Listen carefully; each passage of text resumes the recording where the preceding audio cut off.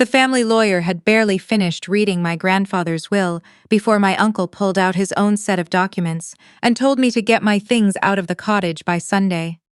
My name is Isla. I am 38 years old and I work as a senior forensic accountant for a firm in downtown Toronto, where my entire career has been built on finding the money that people are trying to hide. If you have ever had your own family treat you like an obstacle standing between them and someone else's property, leave a comment below telling me where you are watching from. Subscribe now because what happened next is something I still cannot fully believe, even though I lived every single minute of it. My grandfather built the cottage on Lake Rosso in 1974. He poured 2 years of his own labor into it, framed the walls himself, laid the dock boards by hand, mixed the concrete for the foundation in October cold because he could not afford to hire it done. He raised my mother and my uncle there through 40 summers. He kept the deed to that property in a fireproof box in the bedroom closet for 50 years, and he never once talked about selling it, not even during the years when money was genuinely tight. He died on a Tuesday in March, heart failure, quick and quiet in his own bed at 81 years old. I had spoken to him on the phone just 3 days before, and he had sounded tired but sharp. He told me he had sorted things out properly. I thought he meant the snow removal contract for the lane. I had no idea what he actually meant until the lawyer read the will aloud in a small office in Bracebridge 9 days later. My grandfather left everything to me. The cottage, the 2-hectare lot on the water, the investment accounts he had spent 4 decades building, a total somewhere north of $5 million in current value. He named me estate trustee. He left my uncle a watch and a sealed letter. I did not know how to feel about that yet, because my uncle did not give me time to feel anything at all. He stood up before the lawyer had even capped his pen. He was wearing the kind of blazer that is meant to signal authority and mostly signals insecurity. His wife stood right beside him, 1/2 step behind. The way she always positioned herself when she wanted it to look like my uncle was leading while she was actually deciding everything. Their son, my cousin Brent, sat in the corner chair with his arms crossed, staring at the carpet like he was already calculating square footage. "This is not going to stand," my uncle said. He never raised his voice, that was the thing about him. He delivered cruelty at the same flat tone he used to discuss the weather. "Dad was not mentally competent when this was signed. We have our own documentation." His wife set a thick manila envelope on the lawyer's desk. Inside was a second will, allegedly signed 8 months ago, which left the cottage to my uncle outright and divided the investment accounts between him and my cousin. I looked at the document, I did not say a word. The date on that will was October 14th. I knew with absolute certainty that my grandfather had been in the hospital recovering from knee surgery on October 14th. I had driven him there myself. I had sat in the waiting room for 4 hours while they operated.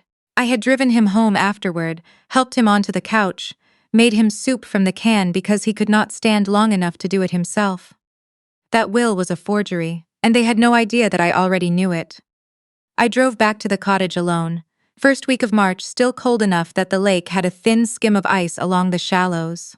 The gravel lane through the birch trees was rutted from the thaw and refreeze cycle, and when I parked and walked to the front door, I just stood there for a moment looking at the dock my grandfather had built with his own hands. I made myself be completely still. I did not cry. I did not call anyone yet. I went inside, sat down at the kitchen table, and thought carefully about exactly what I was going to do. My grandfather had trusted me with more than just money. For the last 6 years since my grandmother died, I had been the one helping him manage his accounts. Not controlling them, just helping him make sense of the paperwork that arrived in the mail, keeping him organized, making sure nothing slipped past him.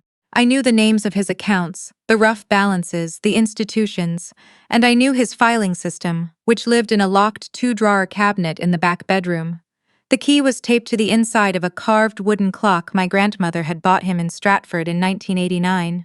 He had told me about that key 6 years ago, in the matter-of-fact way he told me about everything important, as though he knew, even then, that I would eventually need to use it. I found the key, I unlocked the cabinet. I spent the next 4 hours going through every document my grandfather had kept for the past decade. What I found made me go cold all the way through. Starting approximately 3 years ago, there were systematic withdrawals from my grandfather's home equity line of credit. The line attached to the cottage, which had a limit of $400,000. The withdrawals were not random. They came in chunks of $20,000 and $30,000 each, spaced just far enough apart to avoid automatic review flags from the bank. The line had been drawn down by $342,000 over 27 months. None of those withdrawals corresponded to any expense I recognized from his personal life. No major repairs to the property, no medical costs beyond what OHIP covered, no travel, no large purchases, no charitable donations I had ever heard him mention. The payee on every transfer record was a numbered company. I wrote the number down and closed the drawer. I am a forensic accountant. I know exactly how to look up a numbered Ontario company through the provincial registry, and I know exactly what it means when a company registered to a family member's home address is pulling funds from an elderly person's credit facility without a paper trail connecting those funds to any legitimate service or expense. The numbered company was registered to my cousin's address in Barrie. He had used my grandfather's line of credit to fund a condominium pre-sale development project that had since collapsed completely.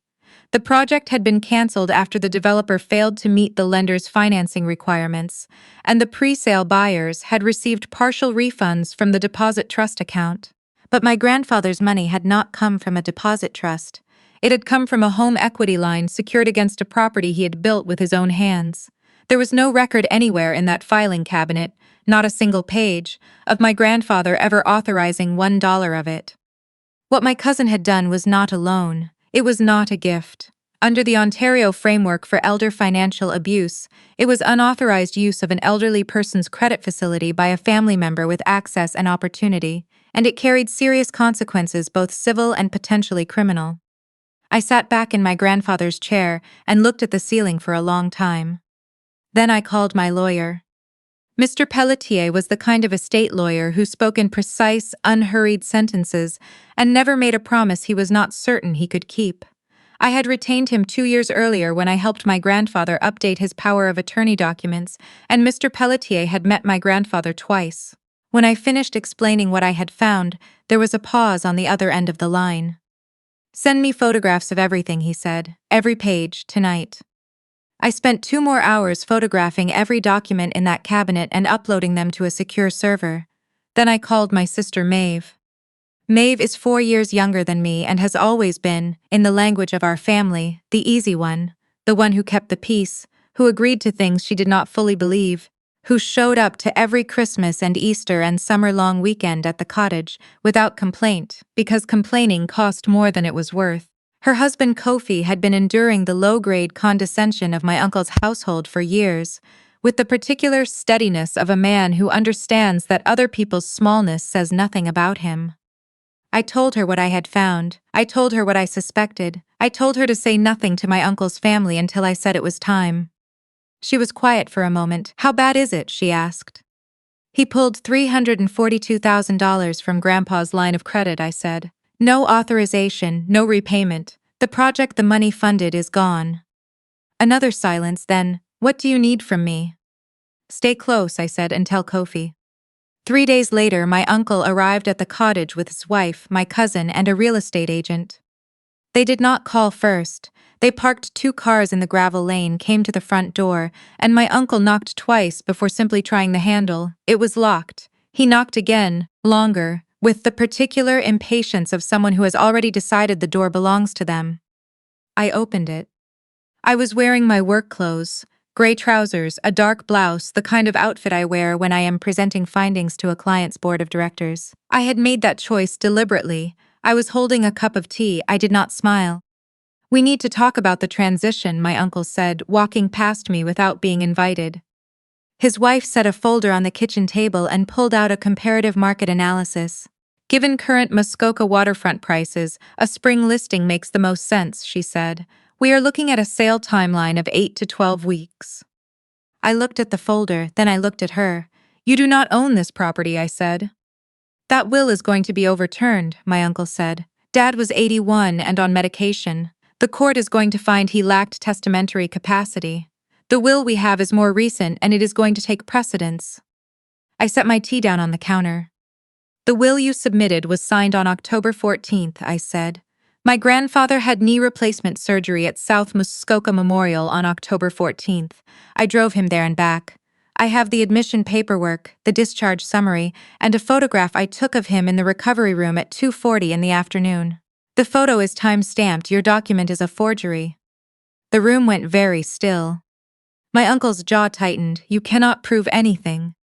I do not have to prove it today, I said. The RCMP Financial Crimes Unit will do that part. What I can tell you right now is that I submitted the original will, the hospital records, and my sworn affidavit to Mr. Pelletier yesterday morning. The probate application is already filed. The contested document you submitted has been flagged for forensic examination, which in Ontario takes between 6 and 10 weeks. In the meantime, I am the estate trustee of record, and this property is registered in my name as trustee. My uncle's wife opened her mouth. I kept going. While we are all here, I said, I want to make sure everyone in this room understands what I found in my grandfather's filing cabinet. The home equity line of credit attached to this property was drawn down by $342,000 over a 27-month period. Those funds were transferred to a numbered Ontario company, registered to my cousin's home address in Barrie. That company was used to fund a pre-sale condominium development that failed last fall. There is no authorization document in my grandfather's files for any of those transfers. No loan agreement, no gift letter, no signed consent of any kind. My cousin had come inside from the porch at some point. He was standing near the doorway and his face had gone the color of old ash. That was the loan, he said. Grandpa agreed to it verbally. He told me to use the line. Then you will have no difficulty producing the bank's documentation of that authorization, I said, keeping my voice completely level. Financial institutions do not process draws on credit facilities based on verbal instructions. There will be a paper trail. I would like to see it. He did not answer. The Canada Revenue Agency, I continued, will also have questions about whether those funds appeared on your tax filings for those years. If they were a loan, where is the repayment schedule and why has not a single payment been recorded? If they were income, why were they not declared? These are precisely the kinds of discrepancies that trigger full personal audits once a file is opened. My uncle took a step toward me. He was not as tall as he seemed to think he was. You are threatening your own family, he said. I am describing what I found, I said. Describing what I find is what I do for a living. The real estate agent had quietly backed out through the front door. I heard her footsteps on the gravel while the silence inside stretched out. My uncle's wife grabbed the folder off the table. You have not heard the end of this, she said, and her voice had lost every bit of its smooth, certain quality. Something rawer had come in underneath. I know, I said. I have organized everything accordingly. They left. I stood at the kitchen window and watched the two cars reverse out of the lane. When the sound of the tires on gravel faded, I sat back down at the table, put both hands flat on the wood, and breathed. The lake outside was completely still. A pair of loons had come in from the south end and were sitting near the dock. My grandfather had loved loons. He used to say they sounded like everything he had ever wanted his life to feel like. I picked up my phone and called Mr. Pelletier, then I called Maeve. They came, I told her. It went exactly as I expected. My cousin has no documentation for any of it. She was quiet for a moment, then she said, Kofi has something you need to see. I drove to their place in Gravenhurst that evening. My brother-in-law met me at the door, and the look on his face was the look of a person who has been holding something uncomfortable and is relieved to finally put it down. He sat me down at the kitchen table and opened his laptop. 3 months ago, he explained, my uncle had called him. He wanted engineering sign-off on my cousin's Barrie project, claimed it was routine, that the structural work was already complete and he just needed a secondary signature to satisfy the lender. He offered to pay. I looked at what they sent me, my brother-in-law said. It was not routine. The design had serious structural problems. I told him I would not sign it and that the project should not proceed. He never responded. He paused. Then the project collapsed and I assumed it was finished. But last week I received this. He scrolled down on the screen. The email was from my uncle. It said, in language just formal enough to sound legal and just vague enough to maintain deniability, that my brother-in-law should consider whether he wanted to continue practicing in the Muskoka region, and whether certain licensing questions might come to the attention of appropriate professional bodies if he did not help the family resolve the current estate dispute. In Ontario, threatening a licensed professional engineer's registration as leverage in a civil matter is not a gray area. It is a serious offense. My brother-in-law had already forwarded that email to his own lawyer. He had also recorded a follow-up phone call from my uncle from earlier that week, in which my uncle repeated the same threat directly. He had done all of this quietly, on his own, without telling me because he had not wanted to add to what I was already carrying. I looked at him for a moment. "Thank you," I said. "It is what anyone should do," he said simply. I drove back to the cottage that night with the email chain, the recording, and a clear and complete picture of exactly how far my uncle and his wife were prepared to go. They were not just contesting a will. They were not just covering unauthorized credit draws. They were actively threatening a witness in order to suppress evidence. I called Mr. Pelletier at 7 the next morning. "File everything with the RCMP today," I told him. "The forgery, the unauthorized credit draws, the threat against my brother-in-law. I want it in front of the Financial Crimes Unit, and I want a flag placed on the probate file." "Already drafted," he said. "I was going to call you at 8. 2 days later, I drove to Bracebridge and met with an RCMP financial crimes officer, a methodical and unhurried woman who took notes in a small black notebook and asked exactly the right questions. I gave her the photograph documents, the bank records I had requested through the estate file, my brother-in-law's email chain, and the audio recording. She thanked me with the practiced neutrality of someone who has seen a great deal of family ugliness and learned not to show surprise at any of it. She told me to stay available and not to discuss the investigation with my uncle's household. I drove back to the cottage and sat on the dock in my winter coat with a thermos of coffee. The ice was making sounds as it contracted in the cold. Deep, resonant cracks that traveled across the surface and then went silent. I thought about my grandfather at 51 years old spending his weekends building this dock. I thought about what it takes to build something that lasts 50 years. I thought about how he had trusted me. Not all at once, but gradually, incrementally, until trust had to become something load-bearing between us. I was not going to let them have it. 14 days later, I was reviewing the estate inventory at the kitchen table when I heard tires on the gravel. 2 vehicles. I looked out the window and recognized my uncle's SUV, and behind it, a plain cargo van with the name of a storage company on magnetic side panels. 2 men in coveralls climbed out and began unloading flat-packed moving boxes. My uncle came to the door. He did not knock. He tried the handle, found it locked, then knocked once, hard with the heel of his hand. I opened the door. I was holding my coffee. "Step aside, Isla," he said. "We have a court order." His wife appeared behind him holding a document with a red court seal. "Emergency order for interim possession pending will challenge. Signed yesterday. You are required to vacate within 24 hours. I looked at the document without touching it. I had been expecting something like this. Mr. Pelletier had warned me it was a tactic they might attempt. Obtaining an emergency possession order by presenting only their version of the facts to a judge who had not yet seen the full file. "May I photograph this?" I asked. "You can have the copy," my uncle's wife said, holding it out with the precise confidence of a person who believes they have just played their final card. I took it. I photographed every page and sent the images to Mr. Pelletier. Then I looked at my uncle. "You should call your lawyer right now," I said, "before those men start carrying boxes." "We do not need to call anyone," my uncle said. "The order is clear." "It reflects the court record as it existed yesterday," I said.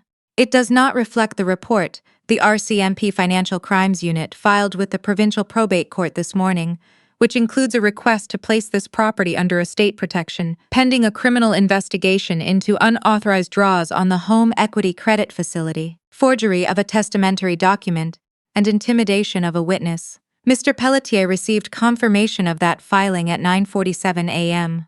Under the Estate Administration Act, it triggers an automatic stay that supersedes an interim possession order obtained before the criminal flag was placed. My uncle's wife took a small involuntary step backward. "That is not possible," she said. Her voice had changed completely. "Your own lawyer can explain the sequence," I said. My uncle was already dialing. I watched him listen. I watched the exact moment when whatever his lawyer said landed, because his expression did not collapse the way you might expect. It contracted. It became something smaller and much more frightened. He lowered the phone. He looked at me. I looked back at him and felt something I had not anticipated, not triumph exactly, but a kind of clean, settling finality, like a door closing that had been rattling in a draft for a very long time. "Tell those men to go," I said. They went. My uncle and his wife stood in the gravel for several minutes after that, speaking in voices too low to hear, before getting back in the SUV and driving out without another word. My cousin had not come this time. I found out later he had been contacted by the RCMP the previous afternoon and had retained his own separate counsel by that evening, independent of his parents. In the weeks that followed, the file moved with the methodical certainty of a process that does not need to hurry because the evidence is already complete. The forensic document examiner's report came back first. The signature on the contested October will was not my grandfather's. The ink chemistry was inconsistent with the paper in ways that indicated digital manipulation followed by reprinting. The document had been fabricated. The finding was referred to the Crown for consideration of forgery charges under the Criminal Code of Canada. Then the Canada Revenue Agency opened a formal audit of my cousin's numbered company, triggered by the RCMP referral.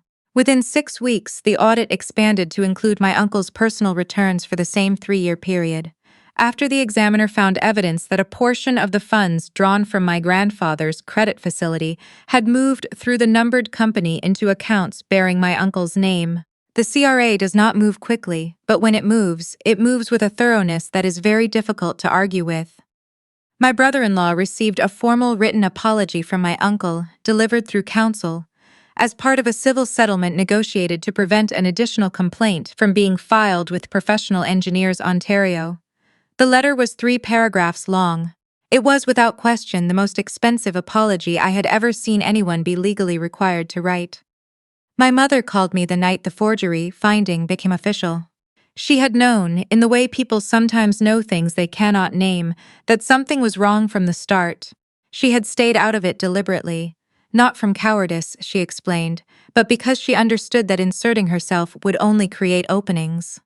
She had been protecting her own perimeter while I protected mine, and I understood that even though I had wished, in the difficult early weeks, that I had not been standing quite so alone. "Your grandfather would have been proud of you," she said. "He left me everything I needed," I said. "He trusted me with the right information and let me do the rest." I stayed at the cottage through the rest of March and into April. I watched the ice go out on the lake, which happened on a pale Friday morning when I came out to the dock with my coffee, and found open water where solid ice had been the evening before. The transition happened sometime in the night quietly, the way things sometimes resolve when you are not watching. The loons came back the following week. 1 year later, I am still here on weekends. The dock needed 2 boards replaced and the water heater was original to 1987, and I took care of both things properly out of the estate rather than letting them wait. My grandfather had a particular view on maintenance. You did it before things broke and not after. I intend to keep that standard. My cousin reached a civil settlement with the estate for the full $342,000, plus interest at the prime rate from the date of the first unauthorized draw. He is repaying it over 10 years. The Crown is still considering the forgery charges, and that file remains open. His parents have largely disappeared from any arena that overlaps with mine, which is the most efficient outcome for everyone. I set up a small registered fund in my grandfather's name at the credit union in Bracebridge, where he had banked for 40 years, and I made the first contribution toward what will eventually become a bursary for students from the Muskoka area entering trades or professional programs. He always believed the trades were undervalued. He was right about most things. Maeve and my brother-in-law came up for the long weekend in August. We ate dinner on the dock and watched the sun go down over the water, which at this latitude in late summer takes an unreasonably long time and is more beautiful than I can accurately describe. My sister brought a photo album she found at our mother's house. Summers at this cottage from the 70s and 80s, our grandfather at 40, 50, 60 years old, always near the water, always with the same expression that I can only describe as a man who built something and knows it. I kept one photograph for the mantelpiece inside. It is my grandfather alone on the dock. In the summer he finished building it. He is looking out at the lake. He looks the way I think any of us would look, if we were lucky enough to arrive at a moment when everything we had worked for was solid beneath our feet and ours to keep. Whatever he left me, I intend to keep it exactly that way. If you have ever had to stand alone and fight for what someone who loved you meant you to have, leave a comment below. You are not alone, and the people trying to take what is yours are always counting on you, believing that you are. Subscribe so you do not miss what comes next. This is Hawk Revenge.